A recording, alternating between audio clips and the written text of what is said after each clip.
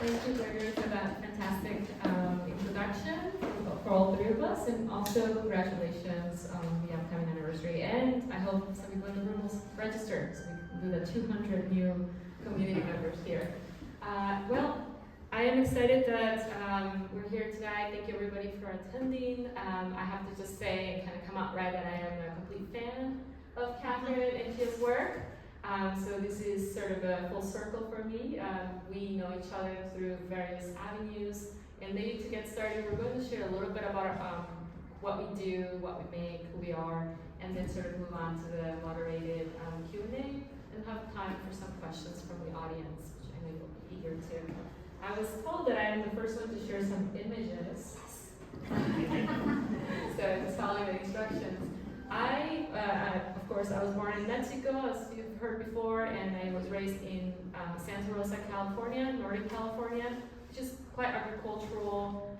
The nearest city is San Francisco, and as a young person, you know, when I finished high school, I went to Santa Rosa Junior College and decided that I was going to join the art department and maybe try to paint and draw, and so that sort of led me to consider my education in the arts.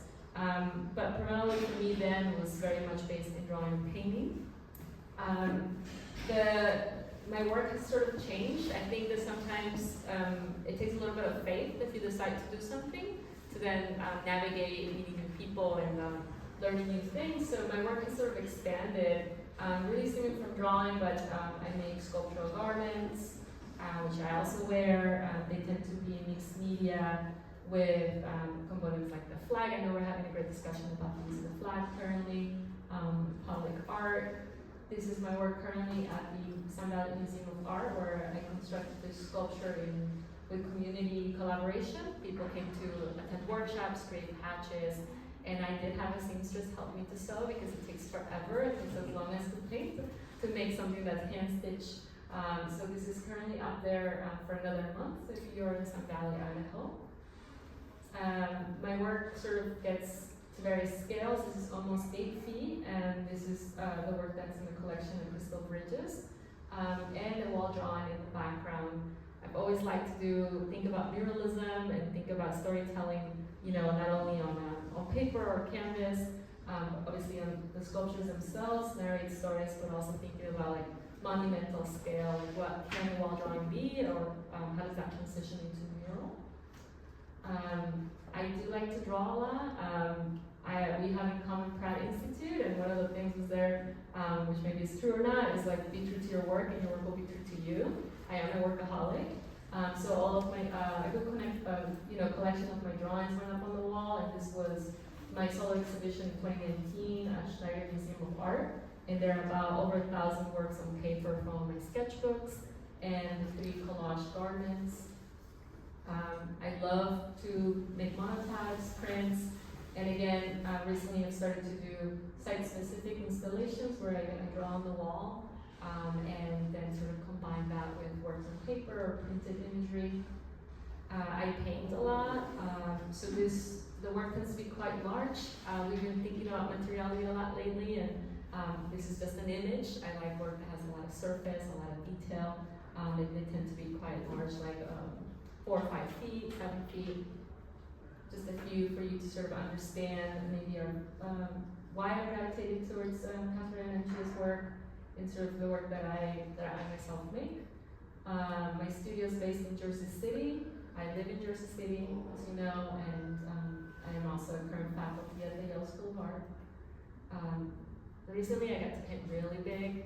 I don't know if many of you have a storage problem, but painting large presents itself as like what happens to that work, and this is 19 feet by 19 feet, so I've been doing public art, so basically paintings that are just really large is how I think of murals, and so just getting to have some fun and install them and have a permanent home. This is in Northern California, the Luther Burbank Center for the Arts. I've also thought a lot about experimentation now as a teacher, but also as a maker. How new things, trying new processes and materials can impact your work. And this is a 4-story mural on vinyl in Northern California in Hillsburg. And so that kind of brings a little bit about me, just sort of how I got here. And now we can move it forward to Chie. Would you like to go next? And do you want to have control over the... Yeah. Thank you.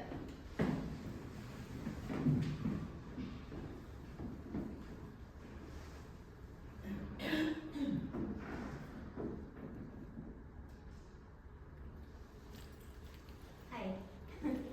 Thank you, National Academy, Maria, Catherine, and Yale School of Art, and everybody here that somehow made it, even though Catherine and I didn't call anybody. Thank you for coming. So honored to be here today, and to speak to Catherine and Maria. I am not good at speaking in a really short time, so I tried to think about what is the most important thing I would like to communicate in language. So I wrote something, which I never do actually. I wrote, I imagine my subject as particular clouds of energy coming in and out of signals and noise, figure and field as they inhabit space. What it's like to be an embodied person in this world today? We are the places that we inhabit. People are porous, particulate, environmentally saturated assemblages of flesh, bacteria, information, and ideas. We are our landscapes, and they are us. And that sounds really open-ended, but those are the kind of thoughts that has been going through my head over the years and becoming even more and more pronounced. This is a painting from that was based on the experience of living in upstate New York in Beacon during the pandemic, and that is Mount Beacon coming into the space, and there's a sunrise above the mountain and sunset on the table. I often think about how to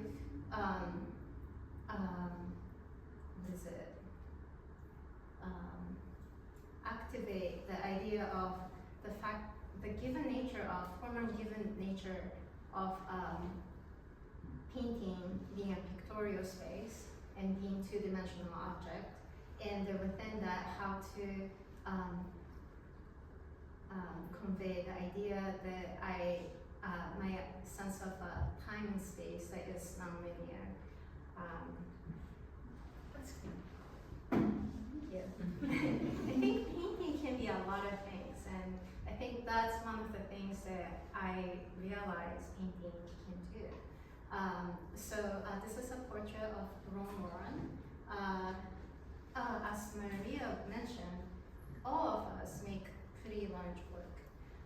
And I think one of the reasons, Catherine, that I started to make larger work had to do with seeing your paintings. Because I understood your paintings with my body. And I wanted for, if anybody gives a chance to look at my work, for them to be able to inhabit that kind of experience. But this is a tiny painting. One of the smallest paintings I successfully made in the maybe 24 inches high. The slides never work out, but I use a lot of interference and iridescence and mica-based colors, and this painting is very golden. This painting is 6 feet by 6 feet. It's a painting of Natalie Lerner, the same person that was in the previous painting, driving through Pennsylvania back roads at 4:44 p.m. Very particular. And then this one is 4:44 a.m. and Eastman driving through Irohazaka Road at 4:44 a.m. in Nikko, Japan, driving on the other side of the roads. reference. And but simultaneously, this painting is Artemis, the moon, driving to see her doomed lover, Orion, that is on the horizon.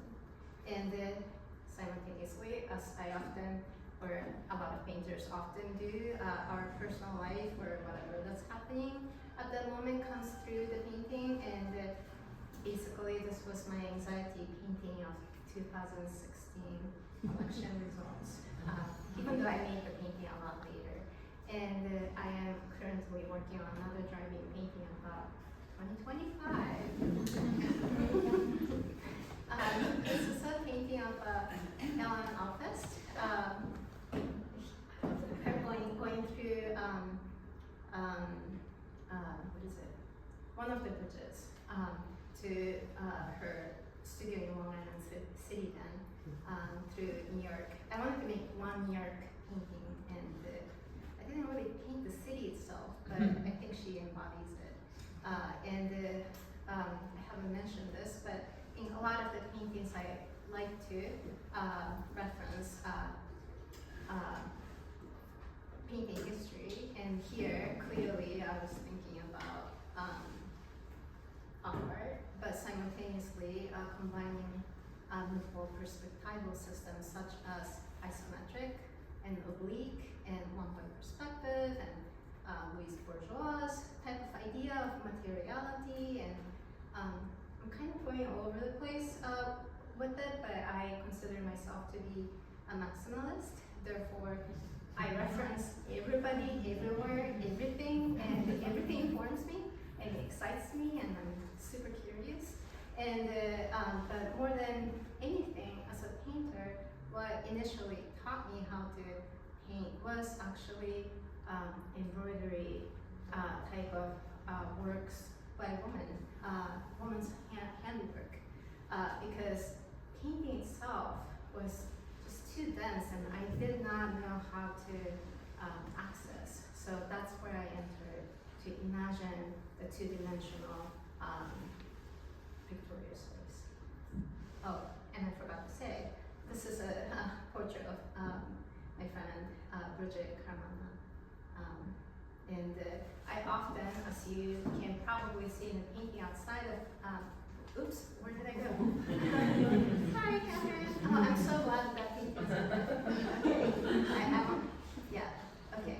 So I usually don't depict a person as they appear, because I would like to organize them or for them to come together or to be discovered by the person that's looking at with what is it, like a collection of symbols and atmospheric space, as you can see in the painting of Catherine outside, because I don't know, it's just my little fight to not want for anybody that I care about that I paint to be objectified. But in this case, I wanted for Bridget to look at your face from the painting, as a reflection. And that's the only time that I actually painted someone from life. But all these paintings are made, sorry, this is not a very good image, made by collection of a lot of drawings I do prior to making the works. And usually when I'm painting, I am not looking at anything but maybe in my mind. This is a self-portrait, and apologies for being not the best slide, but I am dissolving into the landscape. And this is a wedding of Hillary Harkness and Ara Tucker.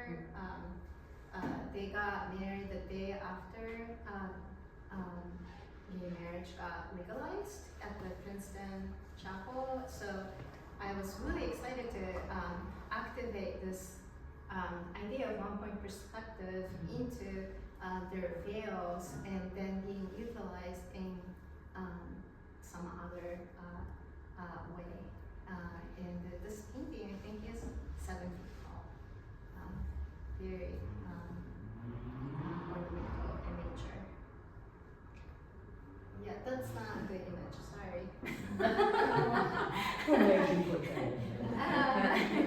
Well, this painting is another painting from the pandemic series of a view of Mount Beacon, and it is I made all these paintings of sunsets that were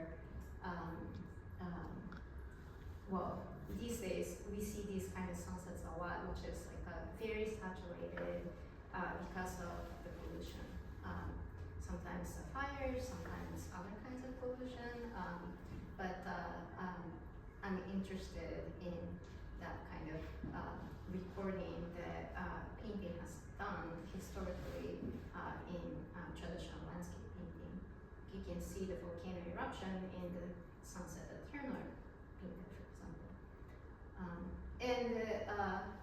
Yeah, I think this is the last painting I'm sharing today, which is actually, I forgot to mention, but the first painting that was in here was Japanese flag painting, and then this one is the constructed American flag painting, and it's making commentary toward like the flag quilt tradition, and the title of this painting is Artemis, and I was just wanted to talk about, for example, sometimes depending on what one is thinking, although this is described in a ornamental, like a traditional ornamental language, the geopolitics of, like one could be staying in a landscape and thinking about geopolitics and then go all the way to Mars with our mind.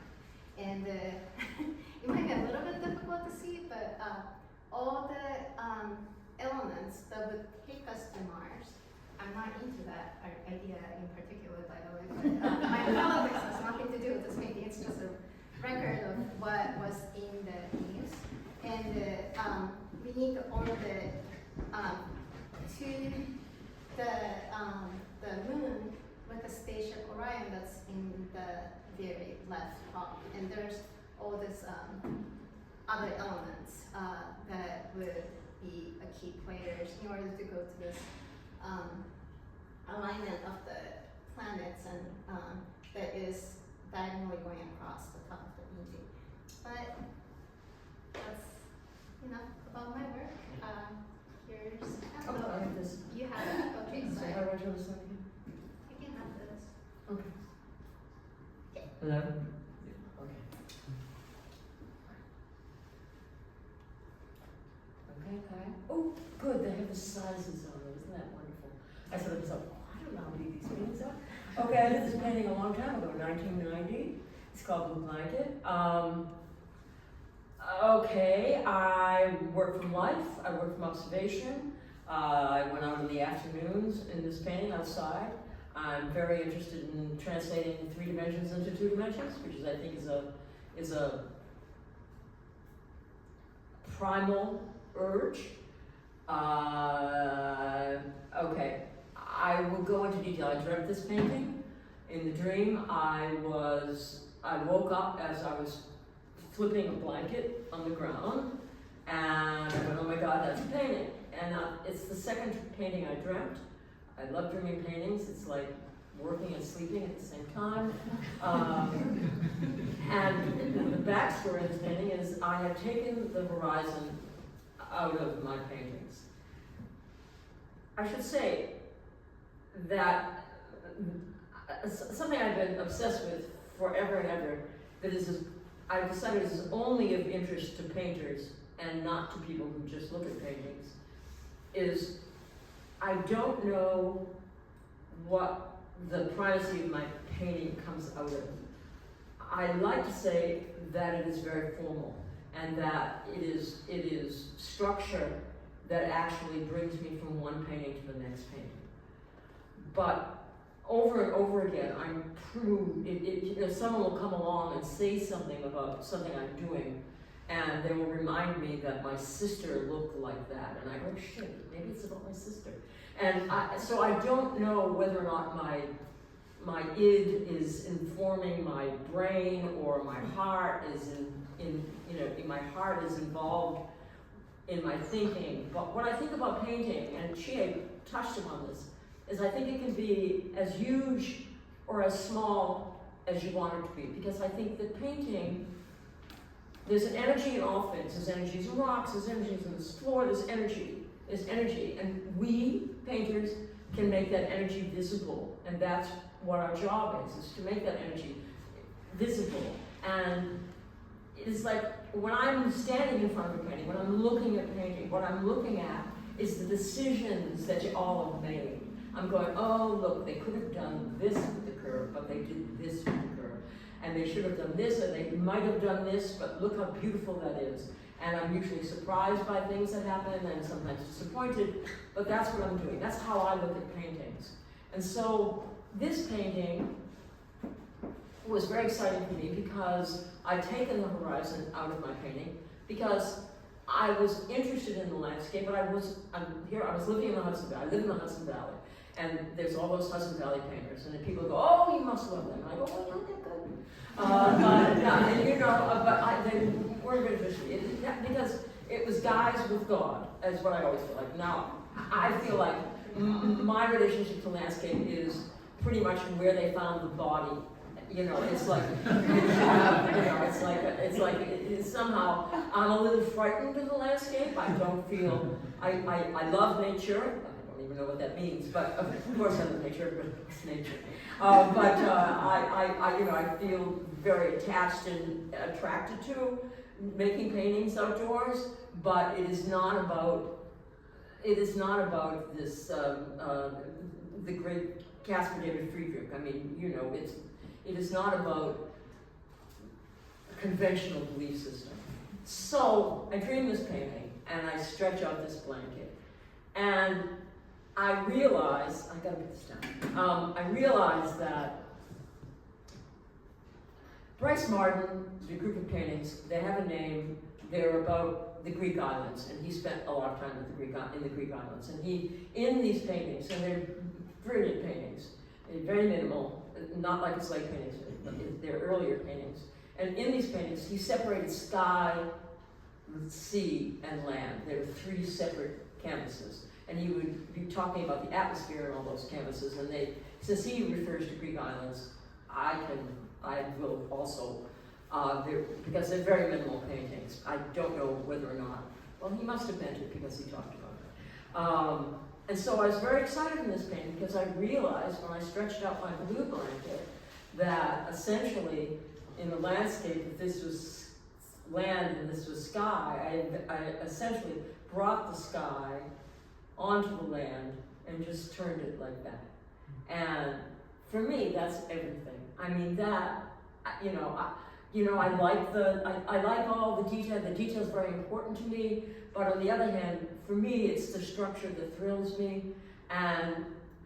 But the specificity is very important to me as well, for so many reasons. Because I want everything to be undeniable and nothing to be neutral. I want there to be a balance between the subject, not just the content, but the subject, the form, and essentially the content, so that they're inseparable. In other words, if this was a Bryce Martin painting, and I love Bryce Martin's paintings, I don't mean to in any way denigrate them, you wouldn't have to deal with all the rest of the crap. I want you to have to deal with all the rest of it. I need you to. But I want them to be so tight and so undeniable and so intertwined with one another that you realize what I know, which is all paintings are abstract and all paintings tell a story. And so this is something I thought for many years, and I feel like teachers get known for their catchphrases, just like people in situation comedies. And William Bailey used to be called the General, because William Bailey always gave the same advice, which was, paintings go from the general to the specific. Now, you wouldn't think you'd have to tell people that, but in fact you do. And he said it over and over again, so he was called the General. But what I say over and over again is, all paintings are abstract, and all paintings tell a story. It's called Persimmon. I don't blame the slide, but I blame whatever is happening with the computer. It is a painting that started with my obsession with looking at my lips in a compact, and little rectangular compact.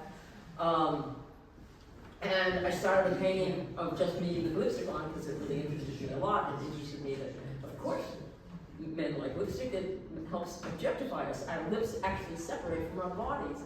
And as I was doing the painting, it was a small painting, it wasn't this painting, something in my heart kept on saying to me, smear the lipstick, smear the lipstick, smear the lipstick. And when I smeared the lipstick, I almost fainted. And it's about, I don't need to tell you about these metaphors. You can make them yourself. It's about, somebody with incredible OCD being out of control. And it's about every drunk woman relative that I've ever had. Anyway, it became a very potent painting. Oh, that's better. Oh, that's much better. Thank you. Harry, did you do that?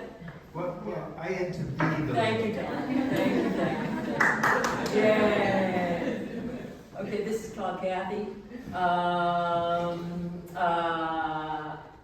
don't know. I had to do this painting. And I had a friend who's a poet who when she wrote a poem about her and her brother riding in the back seat of their parents' car, and the back of the car would be frosted, and they would print "Help Me" backwards. And I was obsessed with that story. I really was. It made me laugh so hard. I love children and their strategies. And so, but I made it my private language, my private name. So yeah. Okay, now we're all the way up to 2001. I'll try to speed this along. It's called a Cowboy Palette. I'm very interested in playing, I'm very interested in picture playing, I'm very interested in both opening up as little as they can and also challenging it and challenging the place it is in space. I've always been obsessed with my palette. All artists love their palettes. Palettes are this kind of random record of our work and what we're thinking about. But this palette was particular. It came from a painting I did called Getting Set Up, which is a painting of writing on a white, I should have showed it to you, but couldn't show that many, on a white piece of paper with a blue crayon, so like a blue pen. So I love this palette because it's so logical. I mean, palettes sometimes become, chaos, but in order to keep it clean, I had to keep it clean to make a painting. It was completely logical, and consequently, subsequently, people would come into my studio who knew nothing about painting and did not know what it was, but they knew it was something. And I did love this because I thought people from outer space would know that this was some kind of tool, but they wouldn't know what it was for. That's my palette. That's always my palette. I use the same palette over and over again. I mix my own color. I mix. And if you have brown on your palette, take it off. Again, with the Christmas lights, and with the defining the surface of the painting. Poet undress. I dreamt this painting. I love the Assomans paintings, and I went to bed one night saying, son of a bitch, she thinks she owns the constellations. And in fact, she does. And so I went to bed and I literally dreamt this painting exactly. I woke up and made the drawing, and I went, yeah, but she doesn't own polka dotted dresses. So I made this painting. The top is kind of cut off. I don't know. There's a scene in a movie called American Gigolo, which you might or might not know. It's a Richard Gere movie. And it was very big in the 80s, guessing 80s? I think it's the 80s. a wonderful director whose name I do not remember. I should know it, but I don't. And in the movie, he is in American Gigolo. So he's walking around the bed, arranging his outfits on the bed. And, you know, it's shirt, tie, with the shirt over there, with the tie over there. And I don't know why, but that scene stuck in my head so desperately. It was like I couldn't lose it. It was so beautiful. It's an interesting movie, and that's a beautiful scene. And I swear this comes directly out of that movie. Movies are often influential in all our lives because they're big and important. But unlike movies, now this is an aside, the reason I love painting so much is it's entirely an intellectual, experience. Is you have to do the work. The viewer has to do the work. You stand in front of the painting, and it doesn't move.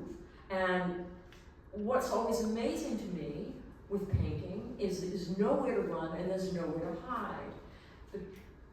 Each millisecond of the painting is just as important as every other millisecond of the painting.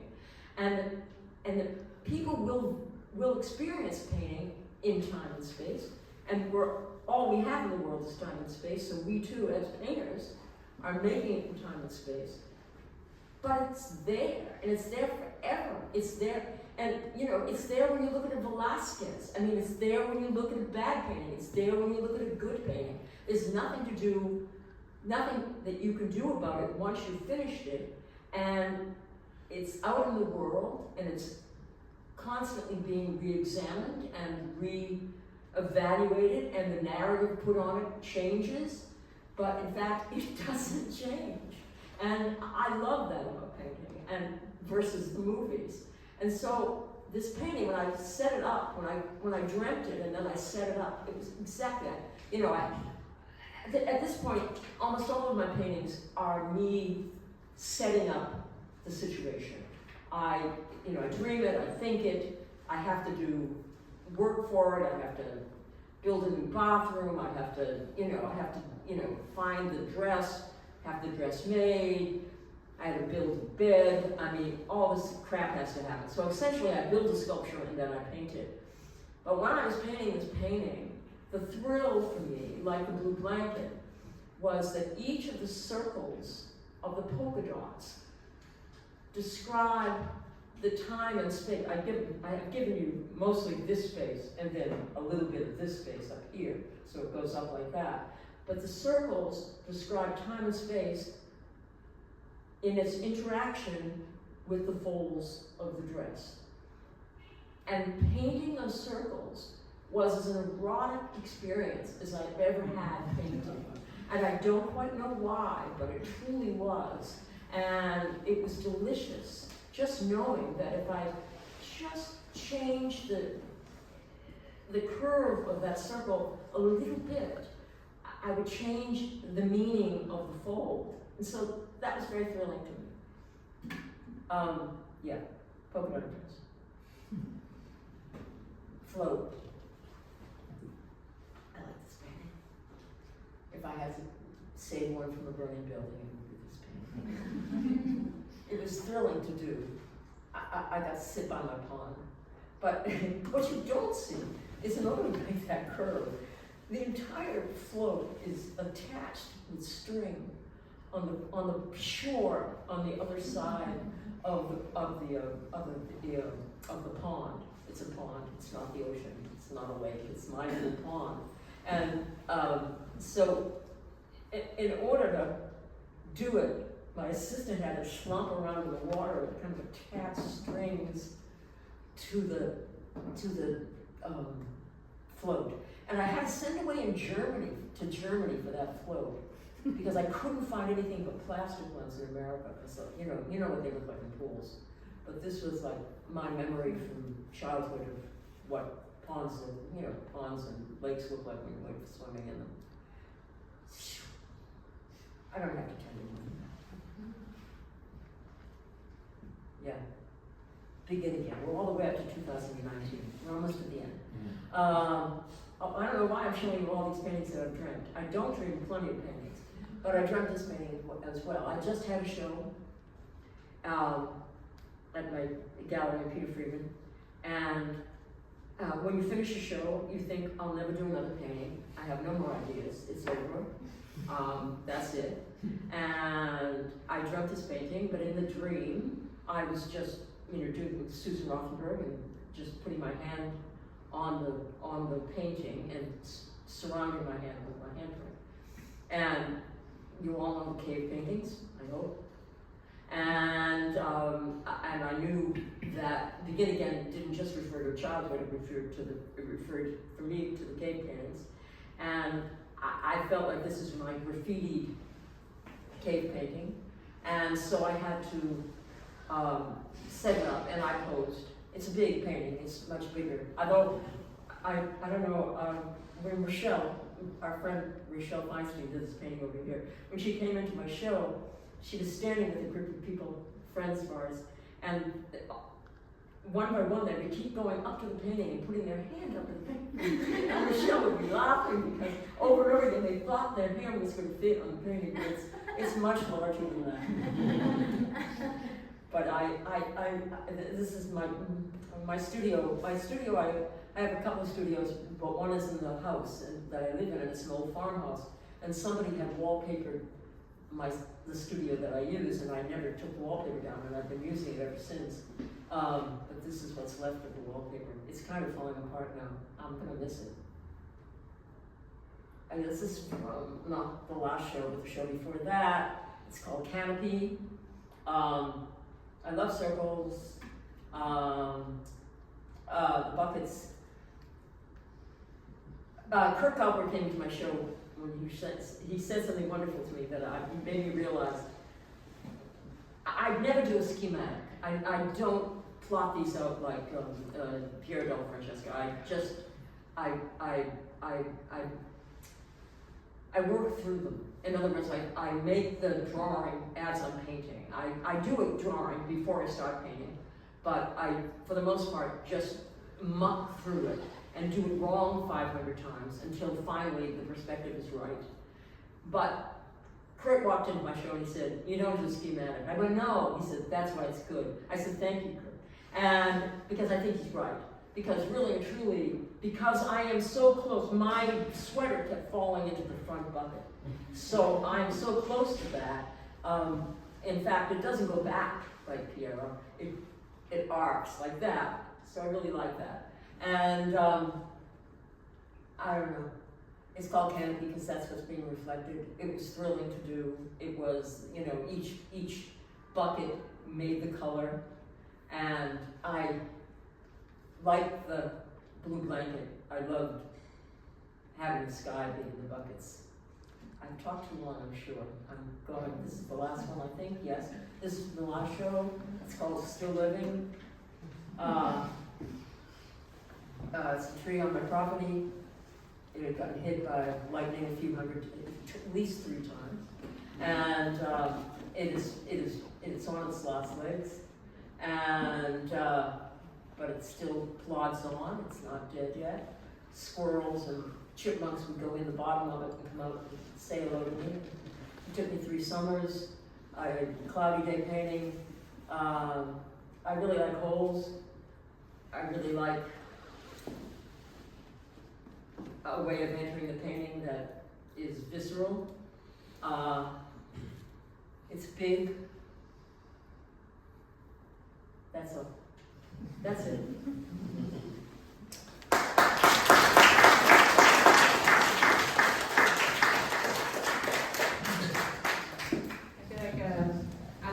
Being one of the artists in the room, I just was like, I need to go paint. Like, we should just end the event right now. But I'm really excited to learn, to sort of talk a little bit about how did you get to be here, which is your perseverance and your enjoyment, the pure joy of painting, right? But if you could each share a little bit about how did you go about maybe deciding or going to school, or just sort of a little context about who you were back then, and who you are now, for sure. I always liked making art. I always did it. I liked being in control of my life, being in control of what I was doing. Of course, that's all an illusion, as we all know. I went to Pratt. I started painting. I loved it with all my heart. It brought me to a place of there's no time. I feel like all artists are my peers, my students and Velasquez. I feel like it's a solitary activity that then it goes out into the world. It's pretty thrilling. I love to paint, and I love painting. I love looking at painting. And I love looking at paintings, not images on the computer. I like going out and listen, I have terrible arthritis. I'm in a wheelchair half the time. I go to every museum I can go to. There's so much to learn. There's so much to learn just by looking. And I loved when I showed up at Pratt. I was talking to Maria about this. When I showed up at Pratt in 1963, I felt like, finally my people. These are my people. I thought that they taught me the language of painting. They taught me how to think about painting in a very profound way, just through foundation, through 3D and 2D and all of the things that are very, I still use them. I still use them when I mix color. I still hear like Mary Buckley and Joseph Albers is in my head when I'm mixing colors. So, I'm still using what they taught me. So that's how I got here. Oh, I forgot you have your. Sorry, what was the question? Just, How did you get into how did you get here? What was your first entry to an artistic community, or whether it was school or something else? Well, how I got interested in art was senior year in high school. I took an extra class because there was one more credit to take, and Mrs. Regat, who just got there to this American high school, international school in São Paulo, and so gave me an assignment to draw my other hand that I'm not using to draw, and I made a horrible drawing. I still remember it, but I felt my head move when I was drawing my hand, and I thought that's what I'm going to do. Even though I didn't know how to do it, I wanted to pursue it. And then many years later, there's so much that had happened. And of course, community is very important part of this solitary activity that we do in studios, and so much support from our friends and peers and mentors. And one of the most important lessons, Catherine, that I learned from you over the years, and Pierre, who I got to visit almost every summer to their studios and home upstate, was that they would do anything to make the painting or the sculpture or the work that they are envisioning happen. And the first time when I saw and realized how many summers it would take for Catherine to make one painting, because the condition of the light has to be consistent. For example, the tree painting was a cloudy day painting this summer, so it took. It kept raining. I remember how unhappy you were when it was raining. So I became very sensitized to actually, I don't paint from life, but weather. I'm always watching the weather. Oh no, oh no. She cannot go outside. Yeah, I'm getting a little bit distracted, but so in my own way, I had to figure out a way to to make whatever I'm imagining or whatever I am envisioning happen. And I I think I shared this with you, Maria. One time I went to visit Catherine, and I think I saw her on the other side of the pond, and her easel was in the ground. That's true. I don't know if that makes any sense to you, but it's a very tall painting. How big is it? Yes, I had to dig a hole and to get the painting, to do the top of the painting. I had to dig a hole. I personally did not dig the hole, someone dug it for me, and then we had to line it with wood so it wouldn't be mucky, and when it rained. So then I put the painting into the hole, take it out of the hole, and stuff like that. Yeah. And one of the times, I think I visited your studio, and there was a whole.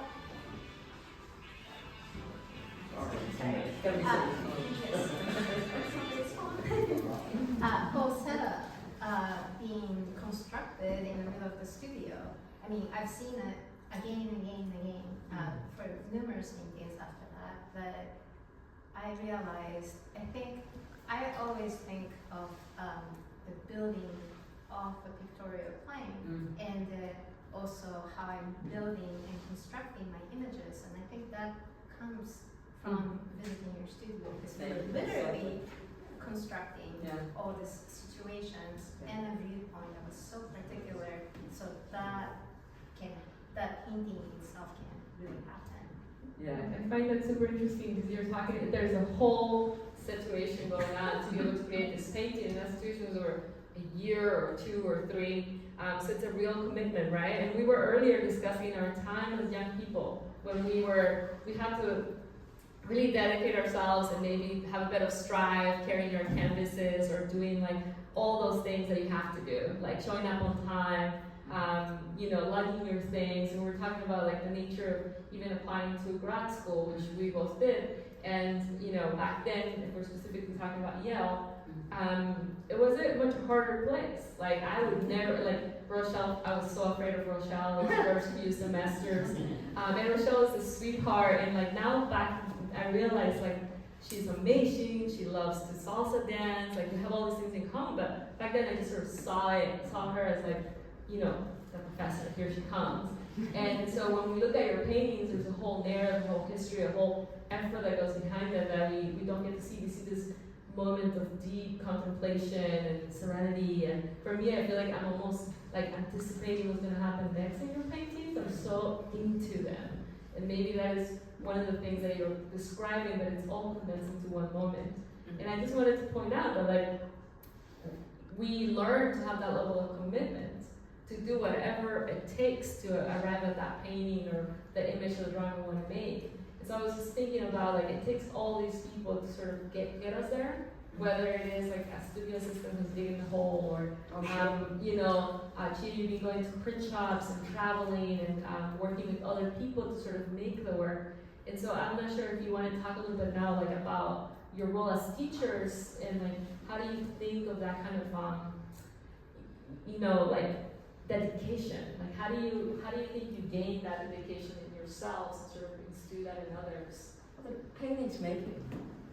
I mean, the paintings just tell you what they need, and you have to do it. But I have to say, and I can't leave here without saying this, I am married to a sculptor, and I don't know whether or not I would have had even the thought that I could do this if I wasn't watching somebody build things. And not only that, but lots of times there would be a problem that I couldn't solve. I did this one painting called "The Hole in the Snow," and in order to do it, he was going to the foundry at the time, and he built me a mold of the hole that I could fill with this plastic thing and then take it out when it snowed out so that I could get the painting done. I don't know if I could have done that without doing it, but without him having been going to the foundry and having a solution for me. But I will say that by hook or by crook, you can, like, I used to walk into kids' studios all the time, and I'd say, so why is the wall white behind the model? And they would say to me, because it was white. And I say, you know, you have the option to make it any color you want.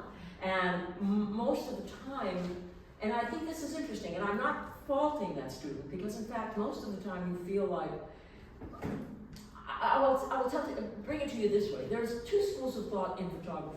And one of my best friends is Judy Lynn, who's a great photographer. And there's two schools of thought. And one is that you photograph it as you see it. Or the other is, like the guy who used to be head of photography, what was it? Gregory Crewson, you set up the whole situation. You make the movie and you photograph it. And so, in fact, coming to it with not just out of inertia, but out of photography, because photography is a big influence on all of our lives. Everybody's framing, every person in this room is framing, we're all framing. Nobody used to frame in the 19th century except the painters, and now everybody's framing. And now we have the thing, oh, well, we're like, this is like a photograph, I'll just do what I see in front of me. But you can go a different route. But it took a lot for me to give myself permission to do that. And it took a lot for me to do that. I went, oh, I can do this. And once I started, I think it was from Dreaming Paintings that I knew that my subconscious was telling me to do something. So I had to do it. But I think you don't want the painting to be bad. You want to make a good painting, no matter what. And I would do anything to make a good painting. I assume everybody would. Can I ask you a question about dreaming? Yeah. Okay, so when you dream, do you see a blue blanket or just a blanket? Do you dream in color always? That's an excellent question. The blanket had no and color. Also size. Like how does a dream translate to a particular size? Well, it had to evoke the blanketness of the blanket. And it had to feel as, not ambitious, but as important that a large painting would feel it. You know, my friend Bob Mangold once said to me, how do you decide how big a painting should be? And I don't know why I said it, but it's kind of true. It has to be bigger than genre, smaller than pop. Because I don't want it to slip comfortably into one or the other. I don't want it to be an easy conversation. And, someone to say, oh, it's like Westerman, it's like blah, blah, blah, or it's like Fairfield Porter. I want it to be someplace in the middle. So I do a very elaborate thing. Before I do a painting is I draw it on the wall, and then I scale up. No, I put the drawing I made, small drawing, and I scale up the painting, and I see what I think the composition can hold. And I'm sure I did that for Blue Blanket as well. And it needed to have a presence, and it couldn't be forgettable. That's how big, but it wasn't blue. It was me finding a blue blanket and going, yippee-yi-yay, yippee, this is gonna be perfect. So are your dreams typically non-color? That's a good question. I'm not sure. I'm really not sure. Polka dot dress, I don't know if it was in color, but polka dot dresses were often navy blue. So I don't know if I went to the most reliable. But the blanket underneath is blue blanket. Blue blanket's in tons of paintings. It's in lots of paintings, and it's what the polka dot dress is lying on. And that's sometimes because it's what's hanging around the studio. Isn't it Mary? It's in The blue blanket, the blue cloth. Which one? Virgin Mary. No, that's Interesting that's my religion. I don't even talk about that. Now what? When I talk about religion, I know that you said that you had a bit of an upbringing around that. And so, for me, I guess you could go to religion, but for me, I went to minimalism, and I went to the reflection of the sky, and blue just seemed to make sense. Right. But it's interesting because nowadays when we're thinking about community and when we go into people's studios and you say something, whatever you say could have a lasting impact.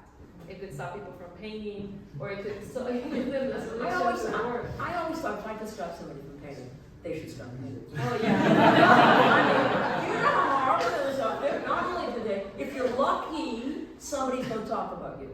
And then we talk about it, and it's going to be printed. And it's going to be on the internet. And everybody's gonna read it forever. If you can stop somebody from painting by hurting their feelings a little bit, honest to God, I don't mean to be mean. I don't ever want to be mean. I never want to make people cry. Sometimes I do, but I don't want to. Mostly, I think there is no way to paint. So, in fact, I just want to know.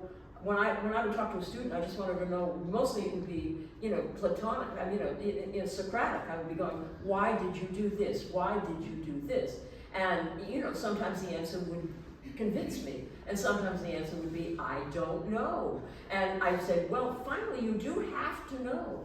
Because I had a wonderful teacher at Pratt who said to me once, and this is such, I love this story so much. She said I was doing this terrible self-portrait, and she said to me, "Well, don't worry about it, it's only a painting." And to my friend, about their painting, she said, "Well, it's your painting and you have to be responsible for it forever." So she literally knew how to press the right buttons so we would approach the painting a certain way. But honestly, I really believe that. I think, what do we want to be? We want to be part of the conversation. That's what we're in this for. There's been a conversation going around about painting forever and ever, and it's delicious. I mean, Anne fought with Delacroix, and who knows, Fra Angelico might have fought with somebody else. I mean, certainly Michelangelo fought with Leonardo, at least in his own head. I mean, we're always talking to somebody. When I go into somebody's studio, what I would also say, I always say, who are you looking at? Who do you love? And who are you fighting with? Who do you hate? And my very recent enlightenment came from, I said, it really gets interesting when you're arguing with who you love, not when you're arguing with who you hate. And I said, oh, that's true. That's really true. But that's what happens. We're always, and we want to be part of that. And so you're going to have to take the risks. No, and sometimes that painting is not working well, or, that's a terrible painting. I think the hardest is when you hear something that's really working. And sometimes students want to hear that. They want to hear your praise, or want to hear and for me that can really stifle someone. Because like you said, how do we wake up tomorrow and make the next painting? Right. Well, that one was really great. And so I think there is it's the greatest teachers, which we think it's cross paths, tend to be able to know exactly what to say to get you to turn the dial, that's to true. Make a decision. That's true. And I watched great teachers. I taught with Andrew Forge. And Andrew Forge, I mean, there are some paintings that are so bad you feel like you really just want to, I don't want to have seen this. I don't want to have seen this. But Andrew Forge could look at one of those paintings and say, up in the upper right-hand corner, you're really evoking Matisse. And I'm going, but he could do that. And that's a wonderful thing. And I hope I learned some of that. I feel like that was also something that Robert Reed could do. Yes, he I think could so. look at a terrible painting and be like, that upper corner over there is brilliant. How did you move that down to the rest of the painting? Exactly. But it's really interesting because we're having conversations on our easel, right, about what we're doing, and we're fighting with it. It's a bit of a battle, or sometimes things go very smoothly. But for me, what I've realized after all these years is that the nature of pedagogy, whether it is in the space or in school or among friends or at a bar, is about conversation. It's about dialogue. And sometimes it's okay to say something and to be kind of straightforward. We want those people in the room in our lives. We just don't want just the fans who are like, But it's very hard when you grow up out of school, because in fact, it's a rare friend who will tell you the truth. And when I first started teaching at Yale, I never taught anywhere. And I went, oh, I can't say how bad this painting is. I can't do it. But then I realized it may be the last time they get to hear a real reaction to their paintings. And it's only one person's reaction as well. I'm not the be-all and end-all of looking at painting. I don't know everything.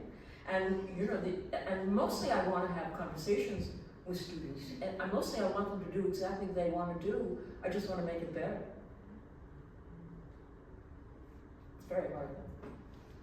How do you feel about that, Chie, now that you know, we've been crits together, and one of the scary parts is always, you know, when you take the conversation into a spin, into a full-phase wave, and maybe, you know, you have to kind of navigate those things, because there is, sometimes people need to hear things, and sometimes, like you were saying, like, things can spin out of control. Like, how do you feel now going back into a space, or now also as a teacher, and being invited into somebody's sacred space, which is their studio? Well, it's true that we've been some crits together at Yale, but I have been mostly teaching in a form of studio visits. That is my preferred way of talking to young artists, and the reason is because I believe that all painters are self-taught, and each person needs to figure out a way to have internal dialogue, to be able to figure out a way to make their own way to dematerialize paint itself. Mm-hmm. That alchemy that happens with painting is pretty amazing. And I'm a painter, but before that, I'm a fan of painting history. And because there's a history, we're doing this. I mean, you can make painting, but also you can make a painting thinking from cave painting to today. Like everything is relevant. Everybody is relevant. And every painting, like we're all walking around like, you know, these neighborhoods in New York, hoping to bump into, to have an experience, a shift that happens in our mind. And you know, if I can help a little bit, like I become a collaborator, not collaborator, but well, of course a critic for sure, but somebody that can do the what did he say, Platonian, like a Socratic. Yeah. So yeah, method of like asking a question and answering back and forth. You know, we eventually do that on our own in our studios, or sometimes with some friends, but mostly on our own. I think that's kind of the model that I learned, and I thought, gosh, like this is such a strange way to teach or pass on some information, but it seems like the only way to learn is to talk and also see a lot of work. Yep, it's true. I also think, tell me if this is true for you, both of you.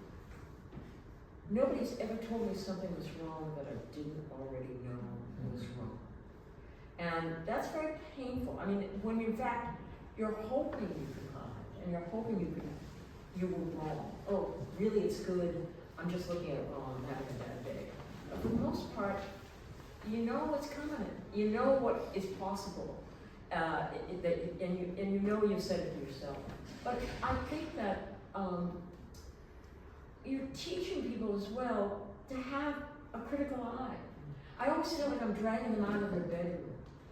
You know, because we all are alone in our bedroom. We, you know, no, and my mother will like this, and she will, but you know, and I've seen this so often. It's like the difference, what school can do to you, but mostly it's because you're going to keep doing work. You're going to work so hard, but mostly it's going to drag. It is a private thing that we do that immediately becomes public, and that's, you know, like that's the difference between being an amateur and being a professional. And now I know that sounds like a word like, you know, professional.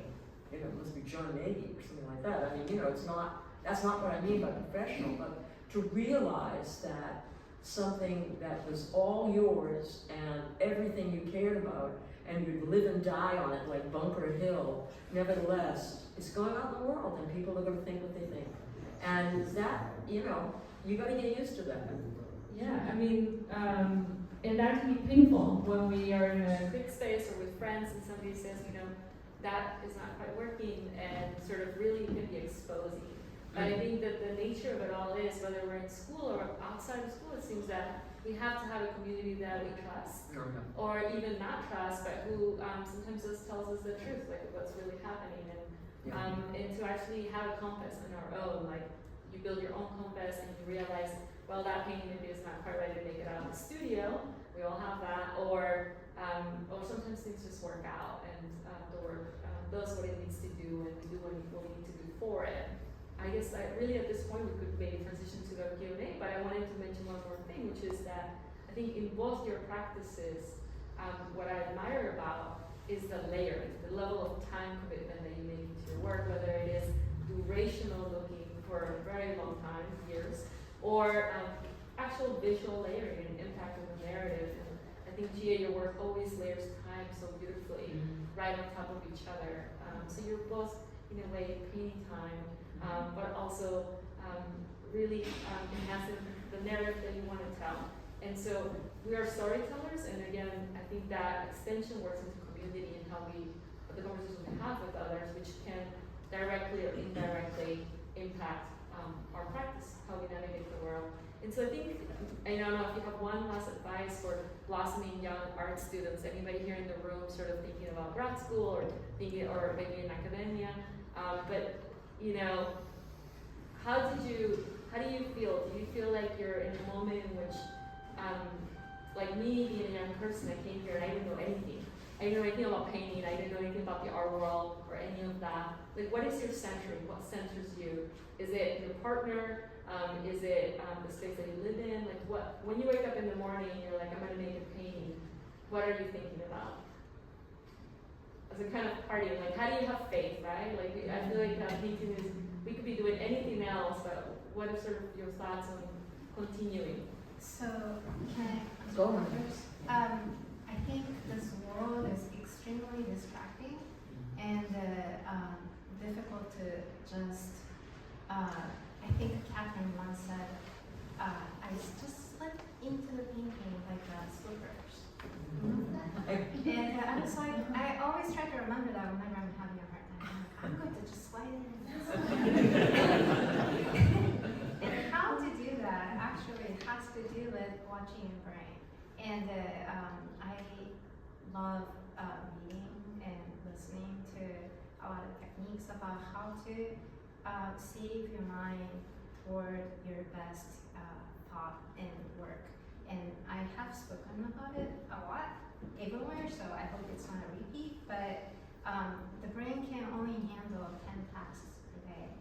And the most important task, do you want to be checking your email? No.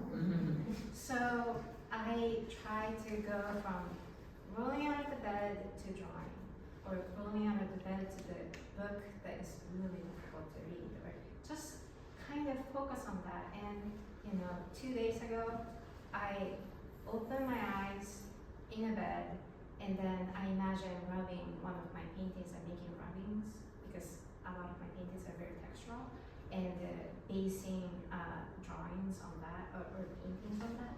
But I was so delighted that what I woke up with was already processed, and I just tried to keep that and just forgot, just let it. I'm sorry that I never answered emails. I need to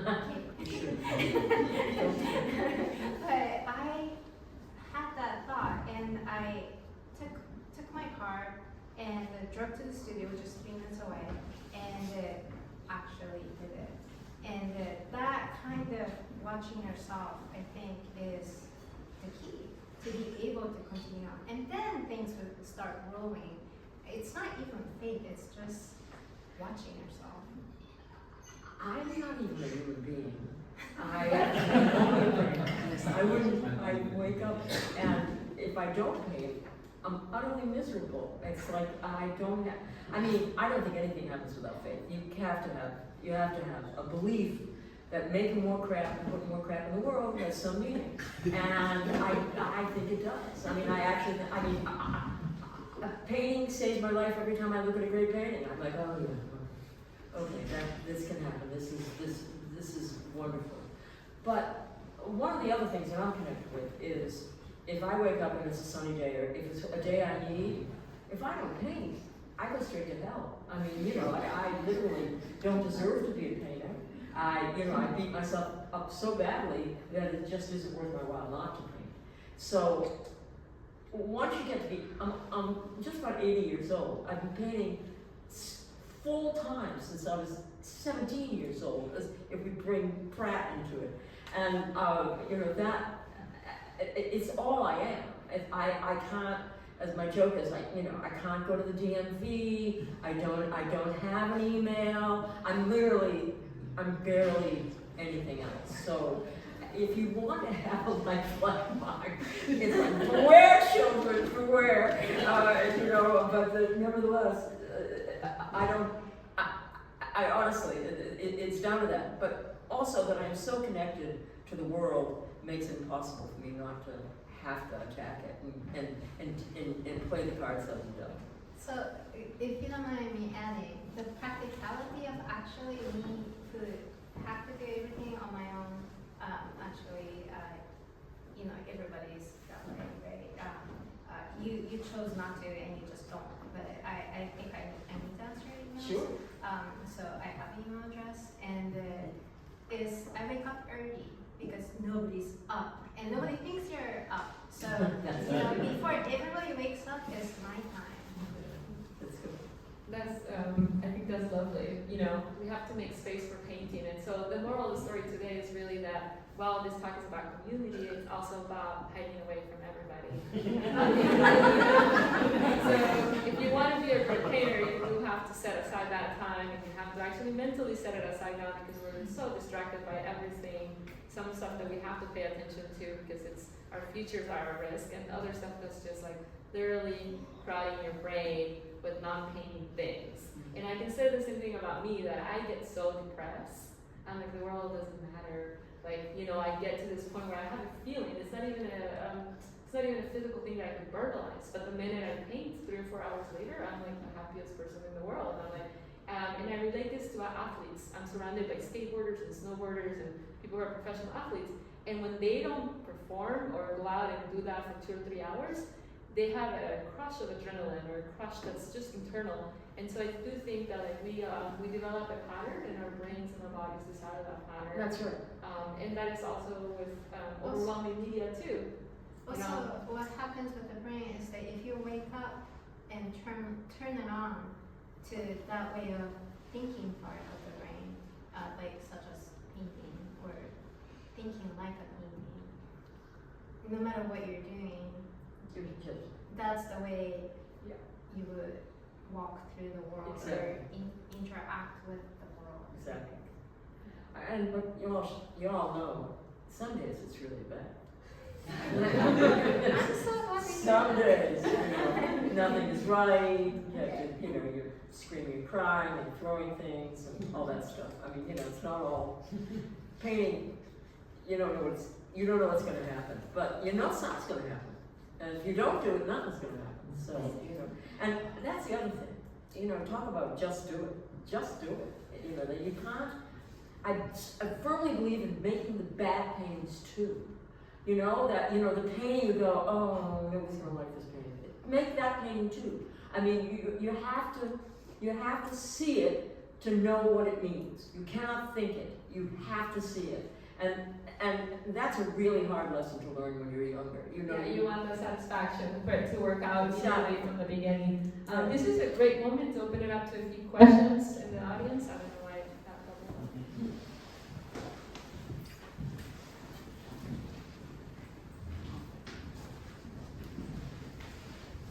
Such a pleasure to hear you two talk. All three of you. You mentioned, Catherine, you mentioned Robert Mango. And I've always kind of thought, and maybe, I can't remember whether I read this somewhere, that your paintings are often like blatant mangolds. Absolutely. Right, there's a kind of simple linear shape, right, framed. Right. Is that what Kurt Kauper meant? No, Kurt meant that I didn't work it out perspectively before I did it, because in fact, I literally felt it out. In other words, I draw it free. There's no perspective. There's no schema. There's no schema. There's just me, you know, making. Oh, it's this size. No, it's this size. No, it's this size. No, it's here. No, it's there. Literally, the painting is organically, and the perspective is organically arrived at. So it's not schematic. It's no schema.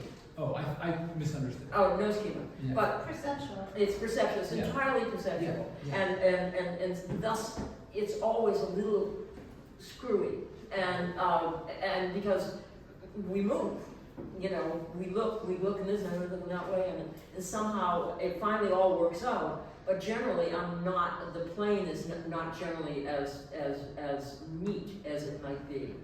But what Bob taught me, what his paintings taught me, is, you know, I went to school and I was taught by abstract expressionists. There was no figuration whatsoever in my teaching, from my teachers at Pratt. And so I started doing this, and so everything was learned in the stupidest way possible, and I plonked through it I didn't go to graduate school, and I just plonked through it. And so people like Poussin and you know,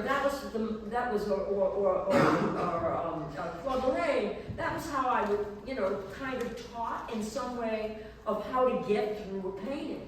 You know, you enter on one side, you go to the other side, you go to the other side, you go out painting. And you're avoiding the edges. Because you're avoiding the edges because you don't want to break the illusion.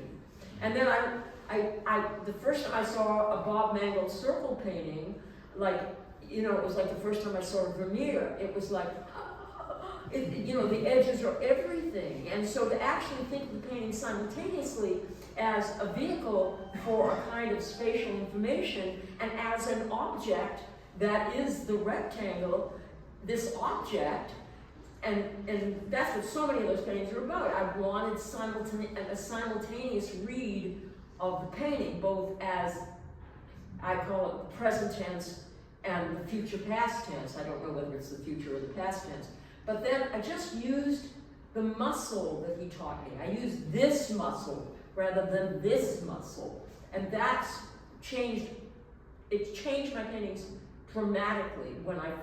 I didn't see him when he first came along because I was just trying to learn how to paint from life. I was going to Fairfield Porter shows and going to see the people in Lois Dog and people like that. And I missed minimalism. It was a whole movement. I'd look in the newspaper and go, oh, figuration, I'll go see that show. Because I had so much to learn. But then when I saw it, I went, oh shit, this is a whole new, of course. This is how one must think of painting. You have to think of the object and think of the space at the same time. So that's my whole Bob Mangold. And he's a dear. I love it. I have a crazy thought I want to share it with you guys. I never said this to you. Okay. But I have to try if I can say it. I think because you have such a dialogue, speaking community, with all your generation's great artists, including a lot of minimalists. And I think the kind of excitement that you talked about got embodied, and then the unconscious spoke to you, and that's how you dream. Because in the scales of your paintings, this is just the scales of your painting. I always wondered why they are the scale they are, and what that let me have experience with the painting in itself. That's not an image like this. Is that I feel it abstractly. It's so strange. It's like simultaneously perceptual, light and color, but at the same time, they're totally paint at the same time. And the materiality and everything is like a present. They're just totally interwoven. And that's my dream come true. That's what I teach. You can make her see that. It's like your paintings made me realize that form can embody that, and that is a really big idea, a simple big idea that's actually difficult to do, and I see that when I stand in front of the paintings. Thank you. You made my day. And I see everybody's work that you're friends with at the same time. Yeah, I'm in the back. Oh. I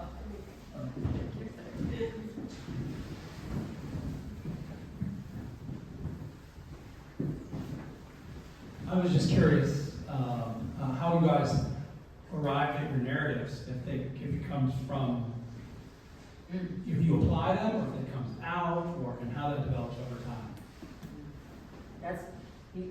I think that's a hard question for me to answer. I mean, I honestly, chicken and egg kind of thing. I really try to know which is first, and I don't know which is first. I don't know how it happens. It's the thing that I don't know if it's a question I should even try to answer, because I honestly, one painting leads to the next painting, and it generally does it through some kind of formality. Like, for instance, this thing I've been working on for so many years, and when I arrive at a solution that can satisfy both of these things, it generally has involved something that's real in the world and something that's going on in my head. But I can't really tell you honestly. I would like to tell you honestly. I did a painting a long time ago when I was painting very differently. It's a painting of like a three-part painting. It's all on one canvas. It's an intersection of my kitchen and my basement door open and a hallway, and all of a sudden I saw that, a moment of recognition. I saw this beautiful triptych of these three doorways, 1, 2, 3 doorways, opened up into one space. And in the basement, the cellar light is on, and it's called, I think it's called cellar light, but I call it in the name of the kitchen, the hallway, and the Holy Ghost. But my father had just died, and my father lived down in his basement. I can't even talk about this with a friend. And all of a sudden I realized I'm doing the painting of my father, and I don't know which is true. I don't know which is true. So I can't answer that question because it's so complicated. A long time ago. You should cry about your father dying 35 years ago. Sure. Yes, you can. Catherine said once in a conversation, Alexi, Catherine, and I had once, that painting is a metaphor machine, and listening to you just describe this painting made me think of that, remember that, which I think about a lot. In my case, I don't really understand how narrative comes either. I always start with title of a body of work. Oh, you start with the title? Yes. Oh. Because I'm not looking at anything. I need something real. That's interesting. And then usually each painting starts with titles. I will know all the titles before I make them. Ooh. It doesn't always work that way. I have many different ways that the painting, there's a lot of side paintings I'm working on that would come together as a body of work sometimes, but you know, as Maria mentioned, it takes a long time for me to figure it out. I mucker through it for a while. It's so interesting that you start with the title. I hate titles. It's like I just want to hide under a rock. I have my partner, and I'm like, what do you think? What do you think? This title, I do it title. too. I've done that too. And for me, it's because when I start the painting, I always think about drawing. So I'm just like drawing all this imagery, sort of thinking about coming up with new images I haven't seen, right? Like combinations. And so it is sort of a layering that when you look at my paintings in real life, you don't really know what was the first or what is the last layer. And they're so dense that titles are just literally, I might call you next time. Titles by you. Well, so that's, I think it has to do with like a belief that paintings are all quote unquote open narratives in terms of like it's also what is it, gamer word, I think. I don't play games, but I like reading and learning about games and just how they function. So that is something that I think about a lot. They're open narratives. I think that's the definition of a lot of paintings are actually. I was telling Maria, I was talking to her about your paintings, and the thing I love about them. And I feel like in your paintings, a long time ago, Eugene O'Neill, who's an American playwright, probably in the 20s, and it may be from the Greek, I'm not sure, I think it might be, maybe Aeschylus did something along these lines, but the dialogue was spoken, and at the same time, what's happening in the character's head is also being spoken. And what I feel about your paintings, and I often feel this, especially those nighttime driving paintings, which I think are as brilliant can be, is I feel like I'm inside people's heads, rather than seeing not just your head, but actually the subject's head. I feel like I am not, because of layering and because of how it works over time, it's sort of a kind of unmasking, and a psychological unmasking. And that's what I feel is happening, especially in the great painting of your friend, who's, what's her name? You know, your friend? Bridget.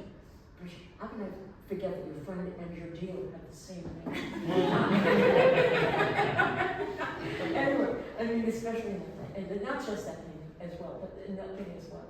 And I think that's kind of amazing, and that's the alchemy that I cannot unpack, but I marvel at it, and I don't know whether you know. I don't know whether it's intentional. It is intentional. Mm-hmm. I think I agree with you. We had a pre-conversation, so we basically did this before now, and we did talk about you and your paintings. We did. Thank you. I am so thankful that you saw that, or that is visually possible to perhaps communicate, because that is, all paintings are just, or any art is just an attempt. We're like hoping that it would communicate. And when I'm painting a person especially, they're mostly very close people. And I empathize with them, hoping to imagine what it's like to be that person. So That's how they wonderful. came through. Or maybe how they think. And so thank you so much for joining us today to think about what painting is as a medium of conveying thoughts, ideas, knowledge, but also embodying experiences that are captured under the surface, right? And so this kind of ends the night. If you want to come out and say hello to Catherine and Chie, and thank you so much for the Academy for having us here today, and also to the Yale School of Arts. Yes, absolutely. Thanks all for